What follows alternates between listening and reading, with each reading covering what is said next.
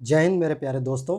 स्वागत है आपका हमारे श्री आईएएस चैनल में। एक ऐसा प्लेटफॉर्म जहां आप यूपीएससी, स्टेट पीएससी एवं अदर एग्ज़ाम्स की तैयारी बेहतर रणनीति एवं मार्गदर्शन के साथ कर सकते हैं। दोस्तों, मुझे कई लोगों ने फ़ोन किया कि सर पीडीएफ प्रोवाइड कर दीजिए।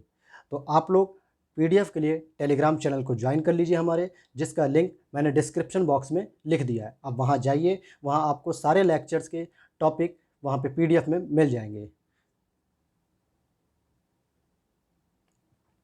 आज दोस्तों हम अपने दूसरे टॉपिक की शुरुआत करेंगे, वित्तीय व्यवस्था अर्थात भारतीय वित्तीय व्यवस्था, इंडियन फाइनेंशियल सिस्टम या इंडियन फाइनेंस सिस्टम। आइए दोस्तों, आज हम उसकी शुरुआत करते हैं और बहुत ही अच्छा टॉपिक है और मैंने बहुत ही बेहतर तरीके से बनाया है। मैं उम्मीद करूंगा कि आपको सारी चीज़ें क्रमबद्ध तरीके से पूरी तरीके से समझ आ जाए। चलिए दोस्तों, हम शुरू करते हैं आज के अपने टॉपिक को, भारतीय वित्त व्यवस्था। मैं आपको एक चीज़ बताना चाहूँ कि वित्त का मतलब क्या होता है, अर्थात हम मुद्रा की बात जहाँ पे करते हैं। मैंने सामान्य शब्दों में पहले प्रयोग किया है और सामान्य शब्दों में मैंने बताने का प्रयास किया है।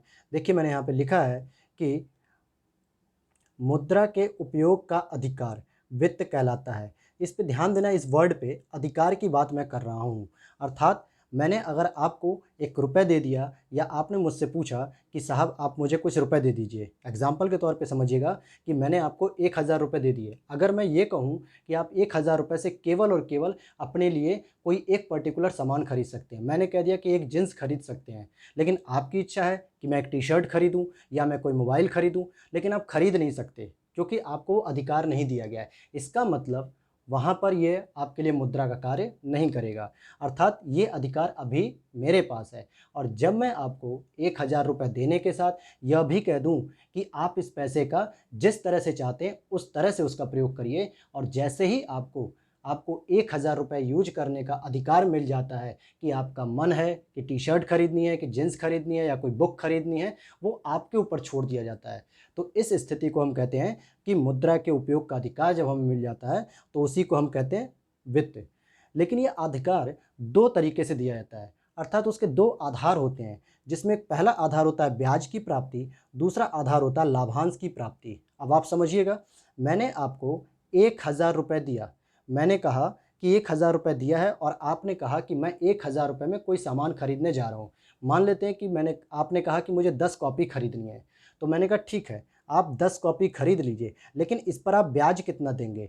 आपने और मेरे बीच में तय हो गया कि हम आपसे 10% ब्याज लेंगे। एग्ज़ाम्पल के रूप में मान लेते हैं, तो आपने कहा ठीक है, मैं 10% ब्याज देने के लिए भी तैयार हूँ। तो ऐसी स्थिति में ये जो ₹1000 है, ये आपके लिए वित्त का काम करेगा, क्योंकि आपके और मेरे बीच में यह एक समझौता हो चुका है कि हम 10% पे आपको ब्याज दे देंगे।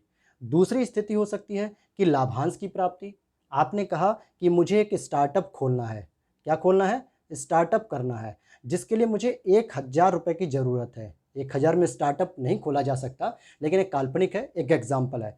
मैंने कहा कि ठीक है, मैं आपको ₹1000 दूँगा, लेकिन इसके बदले में आपका जो भी प्रॉफ़िट होगा, उसमें मुझे कुछ लाभ का अंश दीजिएगा। मैंने कहा कि आपसे मैंने कह दिया कि मुझे 30% हिस्सा चाहिए। आपकी और मेरी इस बात पे सहमति बन जाती है। मान लेते हैं कि अगर आपको ₹3000 का पूरा प्रॉफ़िट होता है, तो उसमें का 30% जो रुपए आएगा, लगभग ₹900 मुझे मिल जाएगा। आप इस बात को समझ गए होंगे। अगर आपको ₹3000 का प्रॉफ़िट होता है, तो इसमें जो है कि मुझे लाभांश मिलेगा। लेकिन एक चीज़ आप यहाँ पे ध्यान देना, बहुत ध्यान से समझिएगा कि जब उसने ब्याज की बात की थी, अर्थात 10% देने की बात की थी, तब उसको ये पता था कि, अर्थात मुझे ये पता था कि मैं ₹1000 आपको दिया हूँ और मुझे उसके ऊपर 10% का जो ब्याज मिलेगा, वो प्रॉफ़िटेबल होगा। यानी मेरे ₹1000 भी सेफ़ हैं और 10% के जो रुपए होंगे वो भी सेफ होंगे। लेकिन लाभांश प्राप्ति में आप देखते हैं कि मैंने ₹1000 दिए थे, लेकिन जो प्रॉफ़िट हुआ टोटल, उसका 30% जब मैंने लिया 3000 का, तो मुझे केवल और केवल ₹900 प्राप्त हुए। इसका मतलब कि इसमें मुझे घाटा भी हो सकता है एवं फ़ायदा भी हो सकता है। तो आप बताइए, अगर आप किसी को पैसा देना चाहेंगे, तो सामान्यतः किसमें देंगे? देखा जाए तो आप ब्याज प्राप्ति को ही ज़्यादातर प्रेफ़रेंस देंगे, क्योंकि इसमें आपकी मनी पूरी तरीके से सेफ़ है। लेकिन अगर आप लाभांश की बात करेंगे, तो लाभांश तो अगर मान लीजिए घाटा हो गया उस बिज़नेस में, तो आपका भी पैसा डूब गया। इस तरीके से आप समझते हैं कि जो पैसा दिया जाता है अर्थात वित्त जिसे हम कहते हैं, उसमें हम ब्याज प्राप्ति को ज़्यादा प्रेफर करेंगे और इसीलिए हम यहाँ पे बैंक जैसे इंस्टीट्यूट की बात करेंगे, इंस्टीट्यूशन की बात करेंगे, बैंकों की, जो क्या करती हैं, सामान्यतः ब्याज के आधार पे काम करती हैं। उनको ब्याज चाहिए होता है, लाभांश कभी नहीं मांगती हैं।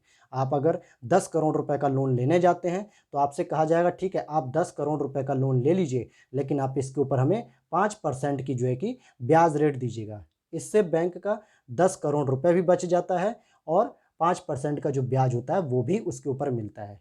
अगर वो कहे 10 करोड़ रुपए पे आप हमें लाभांश दीजिएगा 5% का, और अगर मान लीजिए वो 10 करोड़ रुपए पूरा डूब गया, घाटा हो गया उस बिजनेस में, तो 5% भी नहीं मिलेगा और 10 करोड़ रुपए भी घाटा हो गया। तो बैंक इसलिए क्या करती है, सामान्यतः ब्याज प्राप्ति की बात करती है। मुझे उम्मीद है कि अब आपको ये समझ में आ गया होगा। पहला पॉइंट अभी आपने समझा है कि वित्त अर्थात फाइनेंस की मैं बात कर रहा हूँ यहाँ पे कि वित्त किसे कहते हैं। पहले तो हमें ये समझना चाहिए कि इसमें जो कीवर्ड्स है आपका वो क्या है, वित्त है। वित्त हम किसे कहेंगे, जब मुद्रा अर्थात मनी के उपयोग का अधिकार मिल जाएगा तो उसी को हम वित्त कहेंगे। मैंने आपको बता दिया था कि आपकी इच्छा है 1000 रुपये में चाहे आप टी शर्ट खरीद लीजिए चाहे आप जीन्स खरीद लीजिए, ये आपके ऊपर डिपेंड करता है, लेकिन मुझे 10% का ब्याज मिलना चाहिए तो मैं प्रॉफिट में रहूँगा, क्योंकि मेरे को पता है कि 1000 रुपये भी सेफ़ है और 10% का प्रॉफिट भी मिलेगा। लेकिन अगर मैंने कह दिया कि आपने कोई स्टार्टअप लगाया और उसमें मुझे लाभांश दीजिएगा 10%, तो हो सकता है वहाँ पे मुझे घाटा भी हो जाए या फिर फ़ायदा भी हो जाए। तो ऐसी स्थिति में मेरे लिए जो सबसे सेफ़ जोन होगा वो ब्याज की प्राप्ति वाला आधार होगा। तो मुझे उम्मीद है ये समझ में आ गया होगा। अगले पॉइंट पे अगर हम चलते हैं इसके, तो ध्यान से समझना कि ये बचतकर्ता एवं निवेशक के मध्य एक कड़ी है। समझिएगा, अभी इसको बहुत अच्छे से आप समझ जाएंगे। बचतकर्ता कौन होता है, मैंने पिछली क्लास में बताया था कि बचतकर्ता आपकी फर्म भी हो सकती है, गवर्नमेंट भी हो सकती है और हाउस होल्ड भी हो सकता है, अर्थात परिवार, सरकार, फर्म। और ये तीनों ही अपनी बचत को कहाँ रखती हैं, अपनी बचत को ये लोग बैंक में डालते हैं। अर्थात वो बैंक क्या होती है, एक वित्तीय संस्था होती है। वो बैंक क्या होती है, एक वित्तीय संस्था होती है। तो अब आपको समझ में आ रहा होगा यहाँ पे कि कहीं ना कहीं ये चैन का काम करती है भारतीय वित्त व्यवस्था। इसमें क्या होता है वित्त व्यवस्था में, chain between household and firm. ध्यान देना, मैंने क्या कहा, फर्म का मतलब निवेशकर्ता और हाउस होल्ड का मतलब सामान्यतः हम बचतकर्ता को लेते हैं। यानी कि परिवार का व्यक्ति अर्थात जो उपभोक्ता होता है वो अपने कंजम्पशन के बाद जो पैसा बच जाता है वो कहाँ डालता है, बैंक में रख देता है। फर्म भी जो पैसा बचाती है वो कहाँ रखती है, बैंक में रखती है अपनी, और समय समय पर बैंक इनको ऋण भी देता है। मैंने आपको द्विचक्रीय प्रवाह जो पढ़ाया था, त्रिचक्रीय प्रवाह पढ़ाया था, वहाँ पर इस चीज़ को बहुत ही विस्तार से समझाया है। जो दोस्त नए जुड़े हैं वो पिछली वीडियो को जाकर देखें। इसीलिए मैंने मूलभूत अवधारणाओं में कुछ ऐसे टॉपिक्स का समावेशन किया था जिसका बार बार अब जिक्र आगे के सभी टॉपिक्स में आएगा। इसलिए अगर आपने पहली, दूसरी और तीसरी अगर वीडियो नहीं देखी लेक्चर की तो पहले आप उनको देखें, तभी आप इन टॉपिक्स को समझ सकते हैं। चलिए अगला एक पॉइंट देखते हैं। अगला पॉइंट देखते हैं कि संसाधनों की गतिशीलता को दर्शाता है। किसको दर्शाता है ये, संसाधनों की गतिशीलता। और आपको पता है कि संसाधन कितने प्रकार के होते हैं, मैंने बताया भी था कि 4 प्रकार के संसाधन सामान्यतः होते हैं। तो उन चारों प्रकार के संसाधनों की गतिशीलता को ये दर्शाता है। जैसे भूमि है, एक मैंने बताया था, श्रम होता है, तीसरा पूंजी होता है और एक उद्यमशीलता होता है। क्या होता है, उद्यमशीलता। इन चारों की गतिशीलता शुरू हो जाती है, मतलब एक फर्म में अगर जो है कि कोई इंडस्ट्री में कोई काम हो रहा है तो वहाँ श्रमिक अपना श्रम देता है, बदले में उसे आय मिलती है, वो उस आय का उपयोग करता है, अपनी वस्तुएं खरीदता है उपभोग के लिए, फिर कुछ रुपए बच जाते हैं, उसको वो क्या करता है, बैंक में सेव कर देता है। इसी तरीके से जो पूंजीपति होता है वो कुछ पैसा इंडस्ट्री में लगाता है, फिर उसके बाद उसको प्रॉफिट प्राप्त होता है, ये भी क्या करता है, बैंक में लगा देता है। और ये सारी चीज़ें जो है कि हमने द्विचक्रीय और त्रिचक्रीय प्रवाह में समझ ली थी। तो आपने यहाँ पे एक बेसिक चीज़ समझी कि जो भारतीय वित्त व्यवस्था है, भारतीय वित्त व्यवस्था, ये पहली चीज़, वित्त का मतलब यहाँ पे होगा कि मुद्रा के उपयोग का अधिकार ही वित्त कहलाता है। अगर अब आपसे कोई कहे कि मैंने आपको वित्त दिया है, तो वित्त का मतलब आपको राइट भी मिलना चाहिए कि आप किसी भी मद में या किसी भी क्षेत्र में आप उस रुपए का यूज कर सकते हैं, बशर्ते कि आप उस सामने वाले व्यक्ति को ब्याज कितना दे रहे हैं या लाभांश कितना दे रहे हैं, इसका वो जरूर लेगा। दूसरा पॉइंट मैंने बताया बचतकर्ता एवं निवेशकर्ता के मध्य की एक कड़ी है। तीसरा पॉइंट संसाधनों की गतिशीलता को दर्शाता है कि किसी भी वित्तीय व्यवस्था में किस तरीके से संसाधनों की गतिशीलता चल रही है। अब हम यहाँ पे आते हैं, हमने देखा पहला टॉपिक अभी शुरू किया है कि भारतीय वित्त व्यवस्था। तो ध्यान दीजिएगा, अब हम इसका एक अगला टॉपिक पढ़ते हैं जिसमें प्रमुख होता है वित्तीय बाजार। आप मुझे पहले एक शब्द का अर्थ बताइए कि बाजार क्या होता है। पहले तो ये बताइए, बहुत लोग जानते होंगे और सभी लोग ने इसका प्रयोग किया होगा। जब हम किसी वस्तु को खरीदने जाते हैं तो हम क्या कहते हैं कि मैं बाजार जा रहा हूँ और मैं वहाँ से कुछ सामान ले आऊँगा। अगर जब हम सब्जी खरीदने जाते हैं तो हम कहते हैं हम सब्जी की बाज़ार में जा रहे हैं। अगर हम कपड़ा खरीदने जाते हैं तो हम कहते हैं कपड़े की बाज़ार में जा रहे हैं। अगर हम कोई मोबाइल या कोई एसेसरीज खरीदने जाते हैं तो हम कहते हैं भाई हम एसेसरीज शॉप में जा रहे हैं। इसी तरीके से जब हम किसी भी वस्तु को खरीदने जाते हैं, आप लोगों ने इतिहास पढ़ा होगा, नहीं भी पढ़ा होगा तो मेरे इस वीडियो में लेक्चर आएगा इतिहास का जब, तो आप उसमें समझिएगा। अलाउद्दीन खिलजी का आपने नाम सुना होगा, जिसने बाजार व्यवस्था शुरू की थी, बाजार नियंत्रण प्रणाली। उसमें सराय ए अदल था जो कि वस्त्रों का व्यापार करता था। वहाँ पे घोड़े और मवेशियों का बाजार था जहाँ केवल घोड़े और मवेशी बिकते थे। मेरे कहने का यहाँ पे मतलब है कि बाजार का मतलब होता है जब आप किसी वस्तु को लेने जाते हैं तो बाजार में लेने जाते हैं और उसी के आधार पर हम नाम तय करते हैं कि ये सब्जी की बाज़ार है, ये कपड़े की बाज़ार है, ये सोने चांदी का बाज़ार है, या ये किसी भी वस्तु का बाज़ार है। तो उसी तरह से हम इसमें देखते हैं जब हम वित्त का लेन देन करते हैं, किसका लेन देन करते हैं हम, यहाँ पे देखना, यही रिवीजन होगा फिर से आपका। जब हम वित्त का लेन देन करते हैं, और वित्त मैंने आपको पहले ही बता दिया है कि मुद्रा का राइट, अर्थात मुद्रा का राइट यानी कि मुद्रा के उपयोग का राइट हमें मिल जाता है जब कि हम किसी भी तरीके से उसका प्रयोग कर सकते हैं, तो उसी को हम कहते हैं वित्त। और जहाँ पे वित्त का लेन देन होता है उसी को हम कहते हैं वित्तीय बाजार। आप किसी वस्तु को लेने जाते हैं तो आप वस्तु वहाँ से लेते हैं और बदले में आप उसको रुपए देते हैं, तो उस बाज़ार में लेन देन की क्रिया हो रही है। चाहे आप सब्जी लेने जाएं, चाहे आप वस्त्र खरीदने जाएं, कपड़े खरीदने जाएं, तो आप कुछ रुपए देंगे, उसके बदले में ही वो आपको सामान देगा। इसी तरीके से जिस जगह पर भी वित्त का लेन देन होता है उसी को हम क्या कह देते हैं, वित्त बाजार, अर्थात फाइनेंशियल मार्केट। आई होप कि अब आपको इतनी चीज़ें समझ में आ गई होंगी। मुझे उम्मीद है कि फाइनेंशियल मार्केट किसको कहते हैं, इसको और विस्तार से भी समझते हैं। आधार इसके भी वही रहेंगे, ब्याज और लाभांश। अगर आप कहीं पे कोई रुपए ले रहे हैं या कोई ऋण ले रहे हैं तो आप या तो उसे ब्याज देंगे या लाभांश देंगे। एग्जाम्पल वही रहेगा। आपने अगर बैंक से लिया तो वो सामान्यतः ब्याज रखती है, अगर अपने दोस्त से या किसी से भी लिया तो वो हो सकता है आप पे लाभांश रखेगा कि आप कोई बिजनेस शुरू करने आ रहे हैं, उस बिजनेस का जितना भी लाभ होगा उसका इतना परसेंट, 15, 20, 25 जो भी परसेंट तय होगा उसका आपको हिस्सा देना पड़ेगा। तो ये बातें होती हैं। चलिए आगे देखते हैं हम इसी में। एक इसकी महत्वपूर्ण बात है यहाँ पे जो सेकंड पॉइंट कह रही है कि वित्तीय बाजार को गतिमान अर्थात गतिशील बनाए रखने के लिए वित्तीय संस्थाएं, वित्तीय उपकरण, वित्तीय सेवाओं की भूमिका महत्वपूर्ण हो जाती है। मैंने क्या कहा कि वित्तीय बाजार क्या होता है, वित्त का लेन देन, और इसको बनाए रखने के लिए अर्थात ये कंटिन्यूअस रहे, अर्थात जमा भी होती रहे और ऋण भी मिलता रहे, उसके लिए हम किसका प्रयोग करेंगे, वित्तीय संस्थाओं का अर्थात बैंक का प्रयोग करेंगे।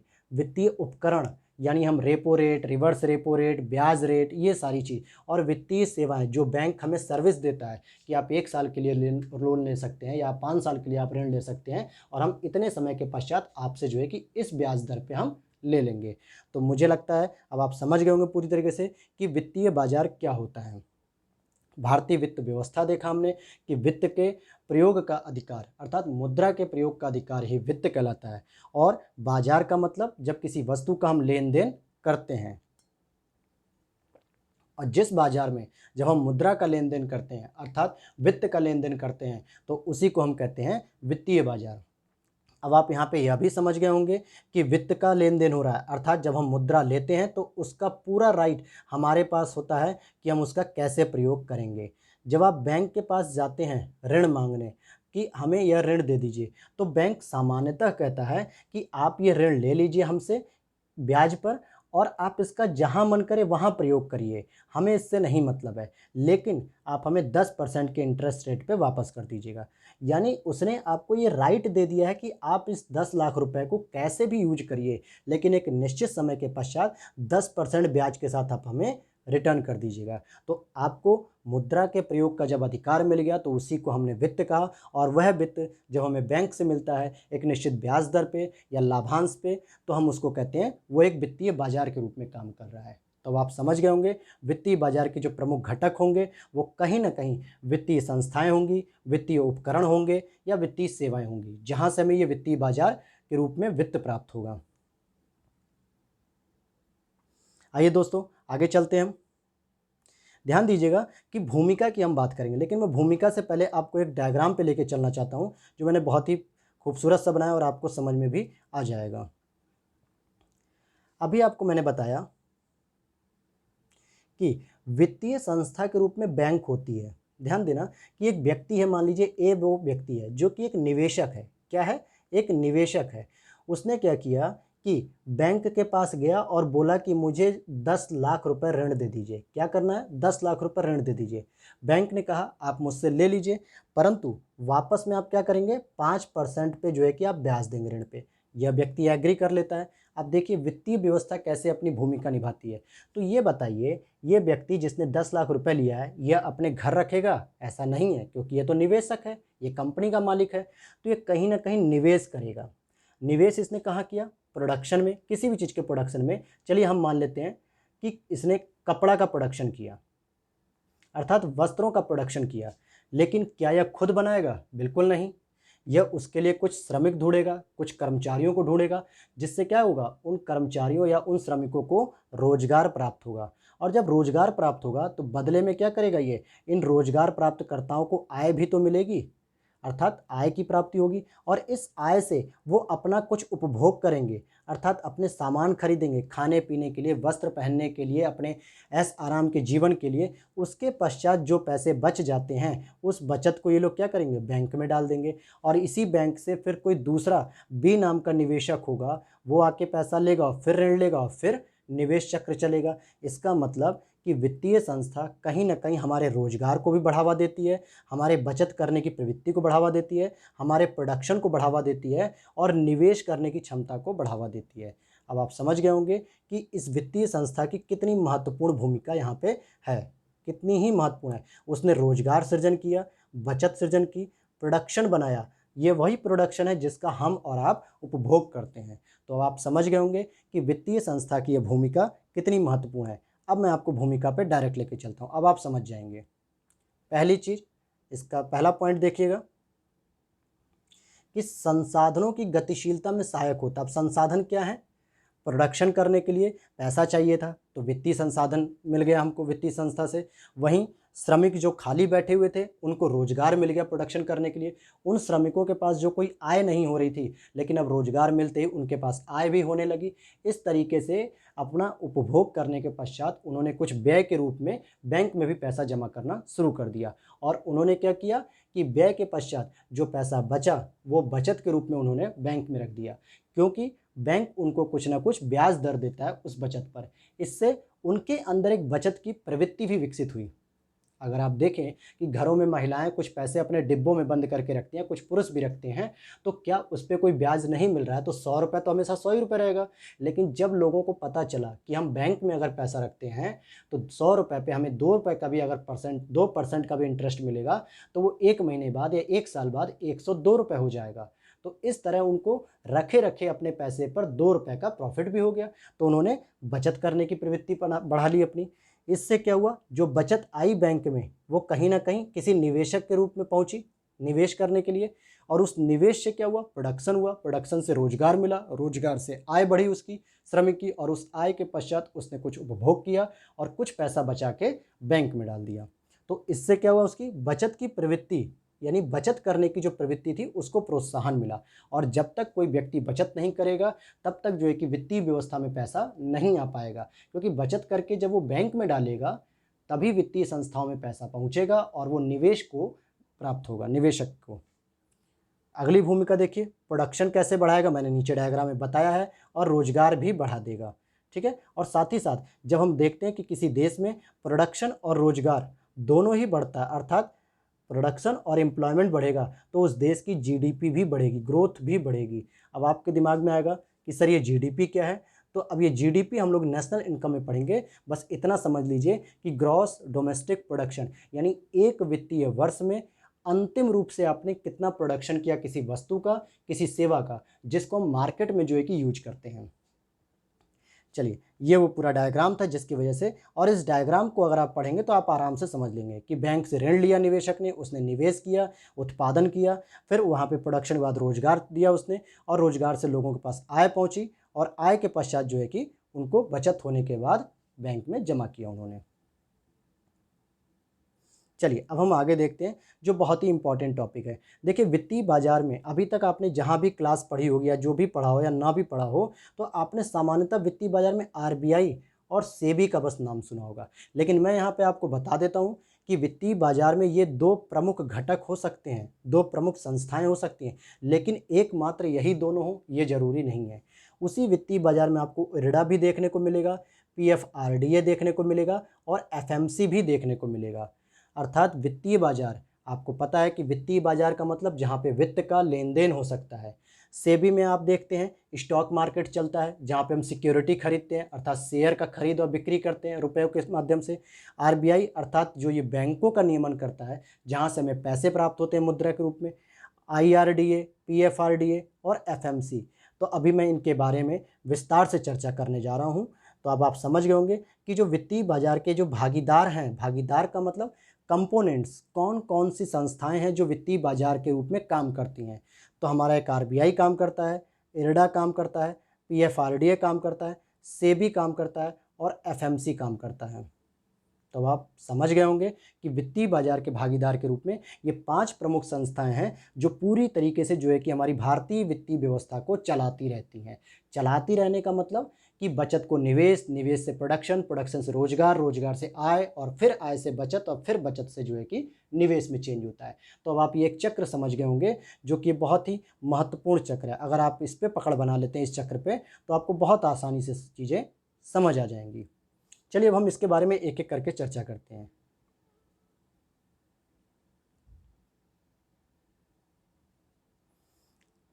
देखिए, पहला है यहाँ पे reserve bank of India, RBI हमने लिया है। मैंने यहाँ पे इसको डिटेल में नहीं बताया क्योंकि आरबीआई जो है कि कल या परसों से हम लोग शुरू कर देंगे। उम्मीद है कल से ही हम लोग शुरू कर देंगे, तो वहाँ पे हम इसके बारे में बहुत डिटेल से पढ़ेंगे।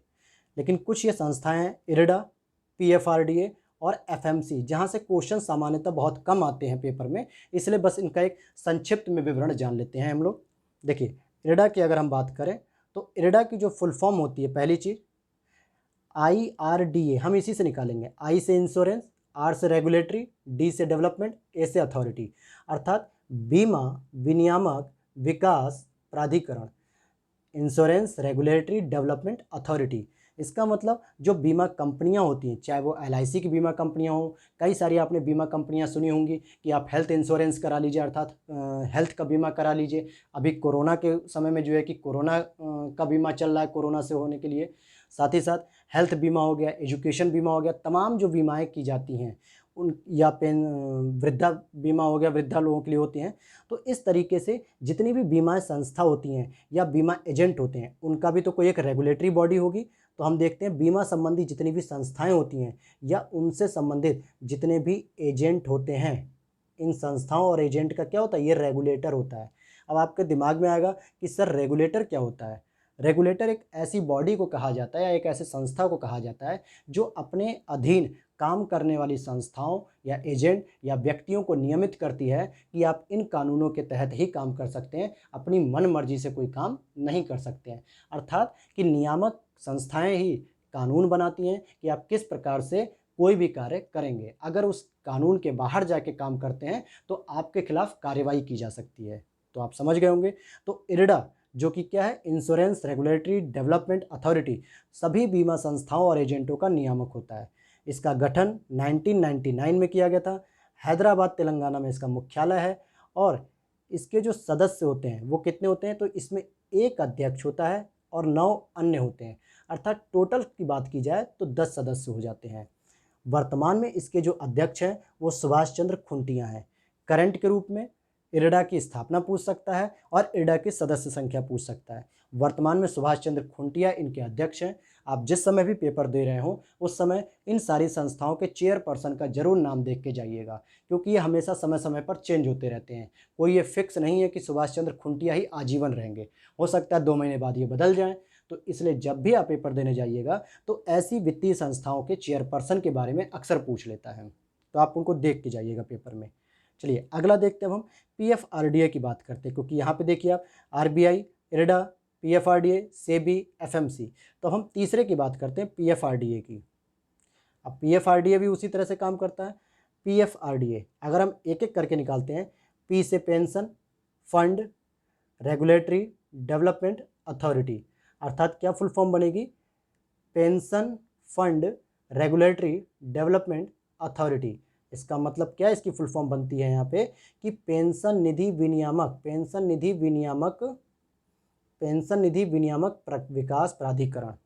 अब आपने सुनी होंगी वृद्धावस्था पेंशन होती है, ठीक है, वृद्धावस्था पेंशन होती है, और भी कई प्रकार की पेंशन होती हैं। तो वो जो पेंशन दी जाती हैं जिस भी संस्थाओं के माध्यम से या जिस भी कंपनियों के माध्यम से, तो उनको भी तो नियंत्रित करने के लिए कोई एक संस्था होनी चाहिए।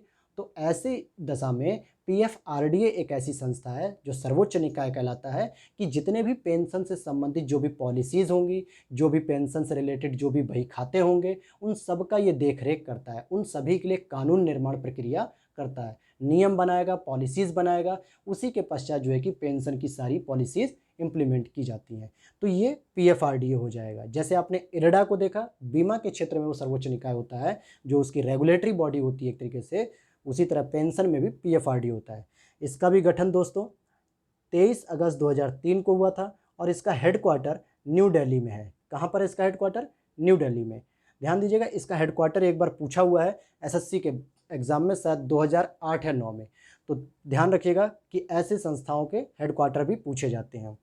अगर हम सदस्यों की बात करें तो इसका एक अध्यक्ष और 5 अन्य सदस्य होते हैं, अर्थात 6 टोटल सदस्य होते हैं। और ये पेंशन कोष का नियामक है, मैंने पहले ही बता दिया कि जितना भी पेंशन से संबंधित पॉलिसीज़ या फंड होते हैं उन सब की ये देख रेख करता है। एक सेकंड लास्ट है आपका सबसे फेवरेट टॉपिक भी है ये, सेबी। अब हम सेबी की बात करेंगे।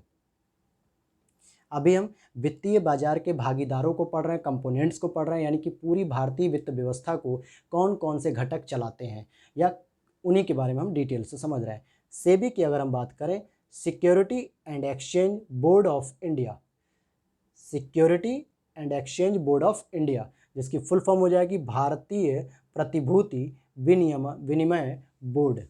अब इसको समझिएगा, security and exchange board of India, तो भारतीय प्रतिभूति एवं विनिमय बोर्ड। हम इसके बारे में भी बहुत डिटेल से पूंजी बाजार में पढ़ेंगे कि कैसे शेयर खरीदे जाते हैं, कैसे शेयर बेचे जाते हैं, सर इसमें सिक्योरिटी क्या होती है, बॉन्ड क्या होता है, कैसे डीमेट अकाउंट ओपन होता है, कैसे हम अपने नॉर्मल अकाउंट में शेयर खरीदते हैं। ये सारी चीज़ों की हम बात आगे चल के अपनी इस कैपिटल मार्केट की क्लास में सेबी को बहुत डिटेल से समझेंगे। अभी बस यहाँ पे एक ओवरव्यू ले लेते हैं कि सेबी किस तरह से काम करती है और सेबी की स्थापना वगैरह कब हुई थी। तो यहाँ देखिए कि सेबी की जो स्थापना है वो 12 अप्रैल 1988 को हुई थी, लेकिन जो इसकी वैधानिक मान्यता है वो 1992 को हुई थी। तो आपसे जब भी पूछा जाए तो आप क्या कहेंगे कि सेबी की जो स्थापना हुई थी 1988 में हुई थी, लेकिन ये वैधानिक रूप से जब काम कर रही थी तो 1992 में इसने शुरू किया था, 1992 में। और इसके अगर हम मुख्यालय की बात करते हैं, इसके अगर हम मुख्यालय की बात करें तो इसका मुख्यालय मुंबई में है, आपको पता है। और इस पर एक बहुत फेमस मूवी आई थी जो मुझे बहुत पसंद आई थी, आप लोग भी देखिएगा, बाजार मूवी, जो कि सैफ अली खान की है। किसकी है? सैफ भाई की है, उसकी ये मूवी है। आप काफ़ी कुछ वहाँ पे समझेंगे कि बाजार मूवी में कैसे दिखाया गया कि स्टॉक मार्केट में ट्रेडिंग की जाती है, कैसे धोखाधड़ी होती है, क्या सेबी की भूमिकाएं होती हैं, ये सारी चीज़ें वहाँ पे आपको भी समझ में आएंगी। लेकिन हम लोग भी क्लास में पढ़ेंगे और बहुत डिटेल में पढ़ेंगे, पिक्चर तो एंटरटेन करने के लिए होती है। आगे देखते हैं, इसके सदस्य भी होते हैं, इसके एक अध्यक्ष होते हैं और 8 सदस्य होते हैं, अर्थात टोटल 9 सदस्य होते हैं। लेकिन वर्तमान में ध्यान रखना कि अजय त्यागी जी जो है कि इसके अध्यक्ष हैं। जब आप पेपर देने जाएं तो इनके भी देख के जाइएगा, क्योंकि सेबी, आरबीआई, इरडा ये सब महत्वपूर्ण वित्तीय संस्थाएं हैं जिनके चेयरपर्सन के बारे में भी सीधे से क्वेश्चन पूछ लेता है और उनके नाम पूछ देता है। दोस्तों, इसके 4 क्षेत्रीय कार्यालय भी हैं, जो दिल्ली, चेन्नई, अहमदाबाद, कोलकाता। ध्यान रखना कि 4 हमारे देश में 4 महानगर हैं, दिल्ली, चेन्नई, मुंबई, कोलकाता। मुंबई में तो इसका मुख्यालय है, तो क्षेत्रीय कार्यालय जो है कि 3 महानगरों सहित दिल्ली, चेन्नई, कोलकाता और एक गुजरात में अहमदाबाद में है ये। तो 3 महानगरों में है इसके क्षेत्रीय कार्यालय, दिल्ली में, चेन्नई में, कोलकाता में और एक अहमदाबाद में है। एक इसकी बहुत ही विशेष भूमिका है कि जो इसके चेयरपर्सन होते हैं, वैसे इसका निर्णय अगर हम देखें तो बहुमत के द्वारा होता है, और आपने देखा कि यहाँ पे 9 सदस्य हैं, तो बहुमत किधर हो सकता है? बहुमत कुछ भी हो सकता है, 5-4 भी हो सकता है, 6-3 भी हो सकता है, या पूरा 9 भी हो सकता है, बहुमत तो होगा। लेकिन अगर जब किसी समय बहुमत न बन पाए, अर्थात राय न बन पाए और निर्णय न हो पाए पूरी तरीके से, तो क्या ऐसी स्थिति में निर्णय किसको देने का अधिकार होगा? तो अध्यक्ष को देने का अधिकार होता है, और उसी को हम कहते हैं निर्णायक मत, अर्थात कास्टिंग वोट, जिसका प्रयोग करके वो निर्णय अपना दे सकता है और उसका निर्णय अंतिम माना जाएगा। अब आप समझ गए होंगे, जब सेबी में किसी भी मैटर पे कोई निर्णय होता है तो बहुमत के द्वारा होता है, लेकिन किसी कारणवश अगर बहुमत नहीं हो पाता है तो इसका मतलब फिर क्या होगा? क्या निर्णय नहीं होगा? बिल्कुल नहीं, निर्णय पूरा होगा। लेकिन ऐसी स्थिति में सेबी के जो चेयरपर्सन हैं उनको ये अधिकार मिल जाता है कि आप एक निर्णायक मत दीजिए, अर्थात आप जो कास्टिंग वोट का प्रयोग करेंगे, जो आप निर्णय देंगे, वही सर्वमान्य हो जाएगा। चलिए, एक लास्ट बचा था आपका एफएमसी। अगर मैं एफएमसी की बात करूं तो इसको हम कहते हैं फ्यूचर मार्केट कमीशन। क्या कहते हैं? Future market commission. अब आपके दिमाग में आएगा, सर फ्यूचर का मतलब तो भविष्य होता है, यहाँ वायदा क्यों लिखा गया है? तो आप जब किसी चीज़ का वायदा करते हैं तो आप वर्तमान में करते हैं, लेकिन उसका प्रभाव कब होता है? इम्प्लीमेंट कब होता है? भविष्य में होता है। आज अगर मैं कहता हूँ कि मैं आपको 10 लाख रुपए दूंगा 1 साल बाद, तो 1 साल बाद तो ये तो भविष्य की घटना हो गई। तो इसी को हम कहते हैं फ्यूचर मार्केट कमीशन, अर्थात भविष्य न लिख के यहाँ पे वायदा वर्ड यूज किया था कि हम वादा करते हैं आपसे कि 1 साल बाद हम आपको 10 करोड़ रुपए रिटर्न कर देंगे। तो ये भविष्य में वादा किया जाता है। ध्यान देना दोस्तों, इसको जिंस बाजार भी कहा जाता है। जिंस बाजार भी, ये सीधे क्वेश्चन एक बार का पूछा हुआ है राजस्थान पीएससी में, कि पूछा गया कि जिंस बाजार किससे संबंधित है? तो जिंस बाजार को हम लोग वस्तुओं से संबंधित समझते हैं। किससे संबंधित कहेंगे? वस्तुओं से संबंधित, अर्थात जो कमोडिटी होती है। इकोनॉमी में वस्तु के लिए गुड्स भी यूज किया जाता है और कहीं कहीं कमोडिटी भी, तो ये कमोडिटी पे डिपेंड करती है। ये किसका बाजार होता है? वस्तुओं का बाजार होता है, अर्थात कमोडिटी का बाजार होता है। तो ये राजस्थान पीएससी में क्वेश्चन आया हुआ है कि जिंस बाजार से आप क्या समझते हैं? तो उसमें लिखा हुआ था ऑप्शन कि कमोडिटी अर्थात वस्तुओं का बाजार या सेवाओं का बाजार। एक और ऑप्शन था जो ध्यान नहीं आ रहा है, लेकिन वहाँ पे उत्तर इसका हो जाएगा वस्तुओं का बाजार अर्थात कमोडिटी। तो इसके इस नाम को आप लोग याद रखिएगा, जिंस बाजार का। अच्छा, इसकी एक खास विशेषता यहाँ पे यह है कि सितंबर 2015 में इसका विलय अब सेबी में कर दिया गया है। अर्थात अब आप देखोगे कि भारतीय वित्त व्यवस्था के जो भागीदार हैं वो अब 4 बचते हैं मुख्य रूप से।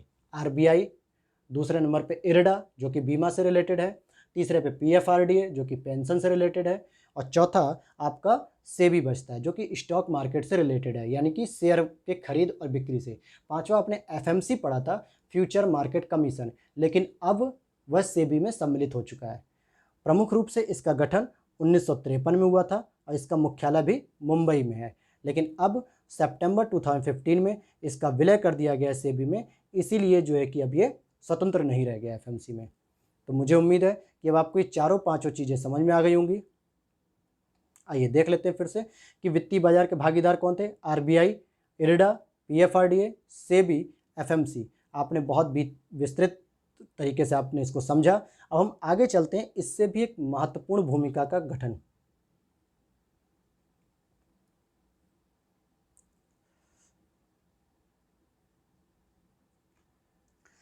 दोस्तों, वित्तीय स्थायित्व एवं विकास परिषद, फाइनेंशियल स्टेबिलिटी एवं डेवलपमेंट काउंसिल, जिसको शॉर्ट में एफएसडीसी कहते हैं, इसका कार्य क्या होता है? ये क्यों है अस्तित्व में? तो ध्यान दीजिएगा, वित्तीय व्यवस्था में उपस्थित सभी घटक, वित्तीय व्यवस्था में उपस्थित सभी संगठक या भागीदार, और वो कौन कौन से हैं? आरबीआई, इरडा, पीएफआरडीए, सेबी, इन सबका ही सर्वोच्च नियामक निकाय है। और अब आपको पता चल गया कि नियामक का मतलब क्या होता है, कानून बनाना। इसका मतलब पेंशन से रिलेटेड कानून इरडा बनाती थी, पीएफआरडी बनाती थी, और बीमा से रिलेटेड इरडा बनाती है, बैंकों से रिलेटेड आरबीआई बनाती है, शेयर से रिलेटेड सेबी बनाती है। लेकिन इन चारों के लिए जो कानून बनाती है, कहीं ना कहीं financial stability and development council बनाती है नियम। अर्थात कहने का मतलब हो गया कि मुख्य रूप से कानून बनाए, या यूँ कहें कि समन्वयकारी एक संस्था के रूप में कार्य करती है।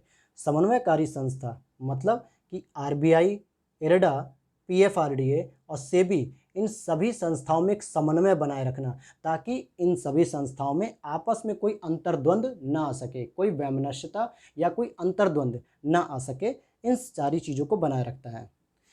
इसकी अगर हम बात करें, शुरुआत जो की गई थी 2018 में, रघुराम राजन जी की एक कमेटी थी, उसने इसका प्रस्ताव रखा कि एक सुपर रेगुलेटरी बॉडी, ध्यान देना शब्द पे, super regulatory body. Super regulatory का मतलब आरबीआई, इरडा, पीएफआरडीए और सेबी, इन सबके भी ऊपर एक रेगुलेटरी संस्था होनी चाहिए, जो इन सभी वित्तीय व्यवस्था के जो संगठक हैं, भागीदार हैं, इनके बीच में कोलैबोरेशन रखे, सहयोग बनाए रखे और समन्वय बनाए रखे। अगर इन संस्थाओं के बीच में कोई द्वंद्व या कोई टकरार होती है, तो ऐसी स्थिति में एफएसडीसी क्या करेगी, इनके बीच में झगड़ों को समाप्त करेगी और कहीं ना कहीं समन्वय बनाने का एक माहौल तैयार करेगी।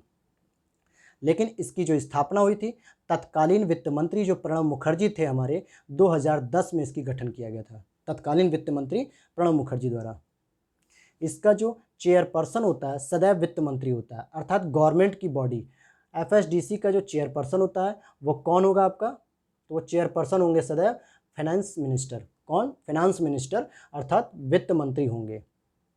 एफएसडीसी के कुछ कार्य होते हैं, आपने देख लिया कि एक तो होता है इसका वित्तीय समावेशन करना।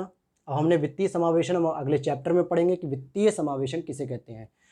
फिर वित्तीय स्थायित्व रखना, वित्तीय शिक्षा देना, वित्तीय संस्थाओं में सामंजस्य स्थापित करना। ये जो लास्ट वाला पॉइंट है, ये इसका एक महत्वपूर्ण कार्य है। संस्थाओं में संयोजन बनाए रखना, ये इसका एक महत्वपूर्ण कार्य है। तो वित्तीय समावेशन का मतलब हम लोग अगले चैप्टर में पढ़ेंगे कि जब हम वंचित लोगों को मुख्य धारा से जोड़ते हैं, बैंक से जोड़ते हैं, उनके पास सुविधाएं प्रदान करते हैं, उनको लोन की सुविधा प्रदान करते हैं, एटीएम के डेबिट कार्ड या क्रेडिट कार्ड जैसी सुविधाएं देते हैं, तो हम कहते हैं इनको हमने वित्तीय समावेशन किया इनका। जैसे जनधन खाते के माध्यम से, जनधन योजना के माध्यम से हमने 35 करोड़ लोगों का लगभग खाता खोला, तो बैंकिंग सुविधाओं से हमने इनको जोड़ दिया। वित्तीय स्थायित्व, जैसे वित्तीय साख अर्थात खतरे में ना आ जाए। आर्टिकल 360 आपने वित्तीय आपात कभी पढ़ा होगा, तो उसमें भी इसका जिक्र होता है कि भारत की जो वित्तीय स्थायित्व है उसको बनाए रखना, अर्थात कभी भी पैसों की कमी ना हो, कभी भी लेन देन में कोई समस्या ना हो सके वित्त की। वित्तीय शिक्षा का मतलब लोगों को जागरूक किया जाए, कैंपेन चलाया जाए, अभियान चलाया जाए कि किस तरीके से हम अपने वित्त की व्यवस्था कर सकते हैं, अर्थात हम उसका बचत में प्रयोग कर सकते हैं, उत्पादन में कैसे प्रयोग कर सकते हैं, निवेश कैसे हम चला सकते हैं उससे। ये सारी संस्थाओं शिक्षा दी जाती है और वहीं वित्तीय संस्थाओं में सामंजस्य स्थापित किया जाता है। देखिए मैंने यहाँ पे एक छोटा सा डायग्राम बना दिया है जो आप समझ रहे होंगे कि एफएसडीसी क्या करती है। एफएसडीसी एक तरीके से सर्वोच्च निकाय है जो कि आरबीआई, इरडा, पीएफआरडीए और सेबी इनमें समन्वय का कार्य करती है, अर्थात सामंजस्य बनाने का कार्य करती है।